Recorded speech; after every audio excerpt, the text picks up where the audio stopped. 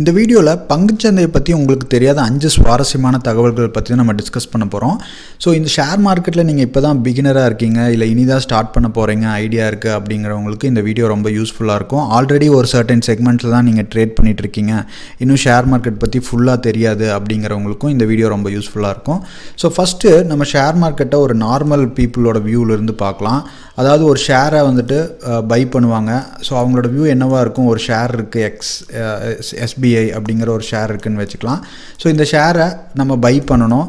By பண்ணால் உங்களுக்கு மேலே போனால் தான் ப்ராஃபிட்டு, சப்போஸ் மார்க்கெட் கீழே விழுந்துச்சுன்னா லாஸ் ஆகிடும். ஸோ மெயினாக இது தான் அவங்களுக்கு ஒரு நார்மல் பீப்புளுக்கு, அவுட் சைடர்ஸ் இல்லை பிகினர் இருக்கிறவங்களுக்கு இந்த ஒரே ஒரு கான்செப்ட் தான் தெரியும். ஒரு ஷேரை பை பண்ணுறோம், பை பண்ணி அது மேலே போனால் ப்ராஃபிட் வரும், கீழே வந்தால் லாஸ் ஆகிடும். ஸோ இதை தவிர்த்து நமக்கு நிறையா வியூஸ், அதாவது ஒரு ஸ்டாக்கை ஒரு ப்ரைஸ் ஆக்ஷன் பேட்டர்ன் அப்படின்னு சொல்லிக்கலாம். அதுக்கு தனியாக வீடியோ போட்டிருக்கேன். பிகினராக இருக்கீங்கன்னா அந்த வீடியோ பாருங்கள். ப்ரைஸ் ஆக்ஷன் பவர் பங்குன்னு யூடியூப்பில் அடிச்சிங்கன்னா வரும். ஒரு ப்ரைஸ் ஆக்ஷன் பேட்டர்ன் படி ஒரு ஸ்டாக் வந்துட்டு நம்ம ஒரு இண்டெக்ஸோ அப்சைட் போகுதா, இல்லை டவுன் சைட் போகுதா, இல்லை சைட்வேஸில் இருக்க போகுதா அப்படிங்கிற ஒரு வியூவை எடுத்துகிட்டு அந்த வியூக்கு நம்ம பல பரிமாணங்கள் கொடுக்கலாம். ஸோ எப்படிங்க அப்படிங்கிறத நம்ம பார்க்கலாம்.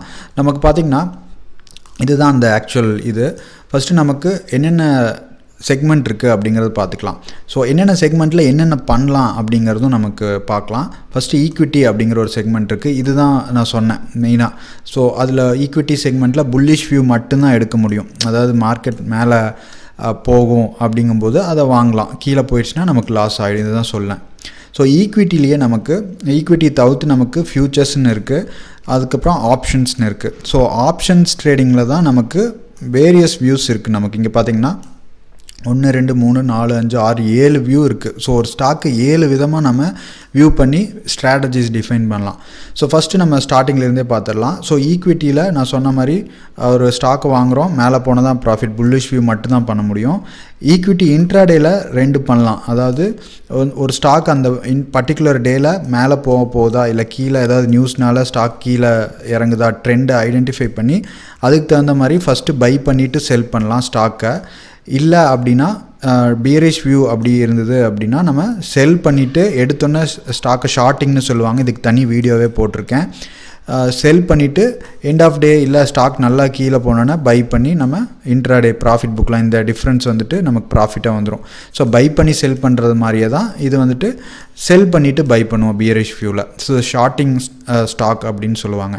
ஸோ இந்த ஈக்விட்டி ஸ்டாக்ஸில் இது ரெண்டும் பண்ணலாம். நம்ம அடுத்தது பார்த்திங்கன்னா நம்ம ஃப்யூச்சர்ஸ் அண்ட் ஆப்ஷன்ஸ் போகலாம். ஸோ இப்போ இந்த ஃப்யூச்சர்ஸ் அண்ட் ஆப்ஷன்ஸில் நமக்கு ஸ்டாக்ஸ்லேயும் பண்ணலாம், இண்டெக்ஸ்லேயும் பண்ணலாம். ஸோ மெயினாக பார்த்திங்கன்னா நமக்கு இண்டெக்ஸில் தான் பண்ணுவாங்க. அதாவது நிஃப்டி 50 அப்படிங்கிற ஒரு இண்டெக்ஸ் இருக்குது. அதுக்கப்புறம் பேங்க் நிஃப்டி, அப்புறம் ஃபின் நிஃப்டி அப்படிங்கிறது 3 இண்டெக்ஸ் இருக்குது.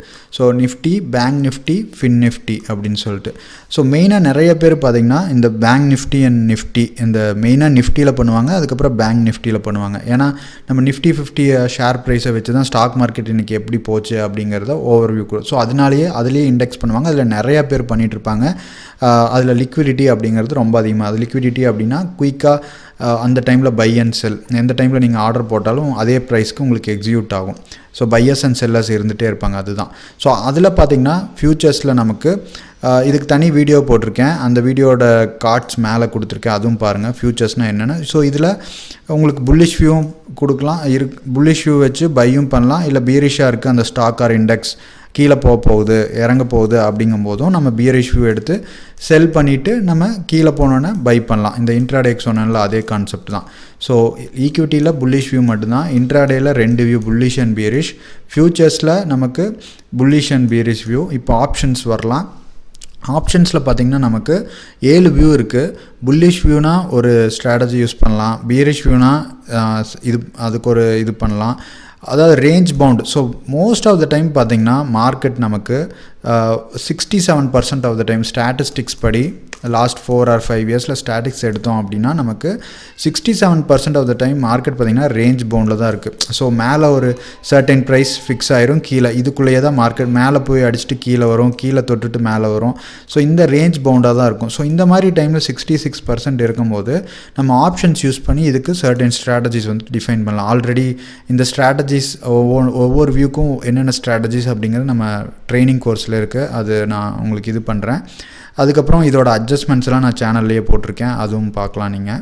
சப்போஸ் இந்த ரேஞ்ச் பவுண்ட் வியூ எடுக்கிறீங்க, சப்போஸ் மார்க்கெட் ஒரு இந்த ரேஞ்சை தாண்டி போகும்போது எப்படி நம்ம அட்ஜஸ்ட் பண்ணி லாஸை கம்மி பண்ணிவிட்டு வெளியே வரலாம் அப்படிங்கிறதும் இருக்கும்.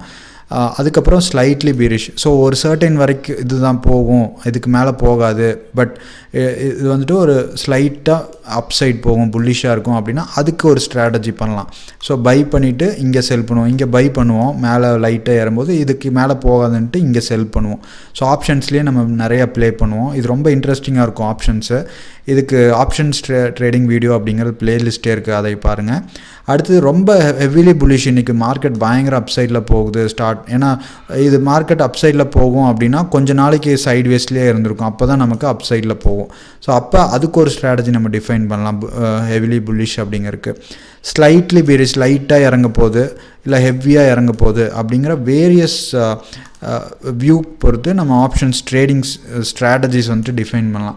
ஸோ இந்த ஸ்ட்ராட்டஜிஸ் எல்லாம் எப்படி நான் டிஃபைன் பண்ணுறது அப்படிங்கிறது பார்த்திங்கன்னா உங்களுக்கு web.sensible அப்படின்னு ஒரு வெப்சைட் இருக்குது. இது ஜீரோதாவோட இது தான். ஸோ இதில் போய் நீங்கள் உங்களோட வியூ மட்டும் கொடுத்தீங்கன்னா போதும்.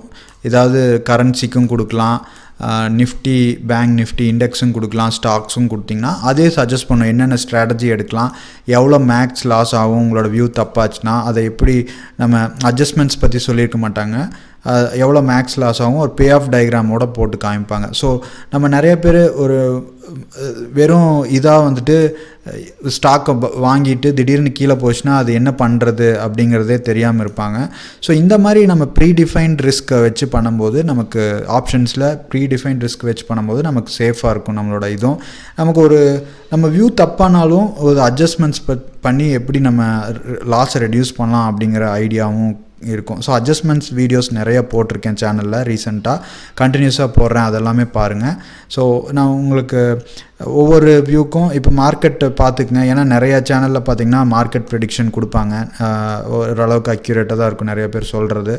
ஸோ நானும் சீக்கிரம் லைவ் வரேன். ஸோ டெய்லி மார்க்கெட் எந்த மாதிரி ரேஞ்சில் இருக்கும் அப்படிங்கிறத இது பண்ணுறேன். டெய்லி லைவ் வந்துட்டு இருந்தேன், கொஞ்சம் இதனால் என்னால் இப்போ கொஞ்சம் வர முடியறதில்ல, இப்போ கூடிய சீக்கிரம் வரேன்.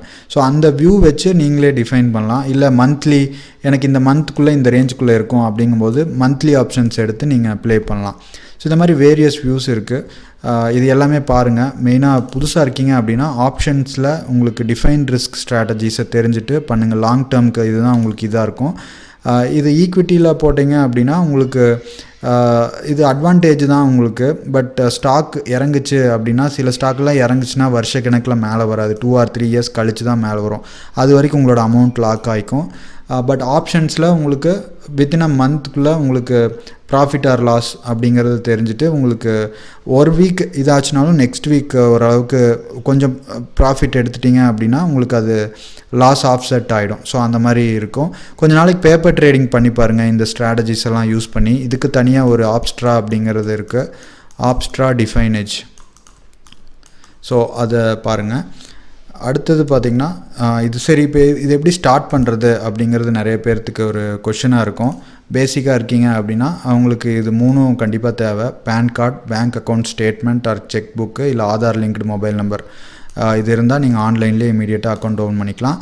ஸோ சொன்ன மாதிரி உங்களுக்கு அதாவது ஈக்விட்டியில் இன்வெஸ்ட் பண்ணுறதுக்கு 10 ரூபா ஸ்டாக்கு 10 ரூபா இருந்தால் ஒன்று வாங்கலாம். மினிமம் ட்ரேடிங் கேபிட்டல் 5 ரூபா ஸ்டாக். இப்போ வோடாஃபோன் ஸ்டாக் பார்த்திங்கன்னா 7 ரூபா இருக்கும். ஸோ உங்ககிட்ட 10 ரூபா இருந்தால் வோடாஃபோன் ஒரே ஒரு ஸ்டாக் வாங்கி ஹோல்ட் பண்ணிக்கலாம். ஸோ அதுதான் மினிமம் அமௌண்ட் ஃபார் இன்வெஸ்டிங். ட்ரேடிங்க்கும் அதே தான், உங்களுக்கு அதை விட இன்னும் லிவரேஜ் தருவாங்க. இப்போ 7 ரூபா ஸ்டாக்கு 2 ரூபா இருந்தால் 3 ரூபா இருந்தால் வாங்கலாம் அந்த மாதிரி. ஸோ மினிமம் கேபிட்டல் பார்த்திங்கன்னா வெறும் 10 rupees தான். ஸோ இன்னும் இதை டீப்பாக தெரிஞ்சுக்கணும் அப்படின்னா நமக்கு தனியாக கோர்சஸ் இருக்குது. அக்கௌண்ட் ஓப்பன் இந்த வீடியோ டிஸ்கிரிப்ஷன் லிங்க் இருக்குது. அக்கௌண்ட் ஓப்பன் பண்ணிட்டு இந்த நம்பருக்கு வாட்ஸ்அப் பண்ணுங்கள், அந்த கோர்சஸ் அனுப்புகிறேன்.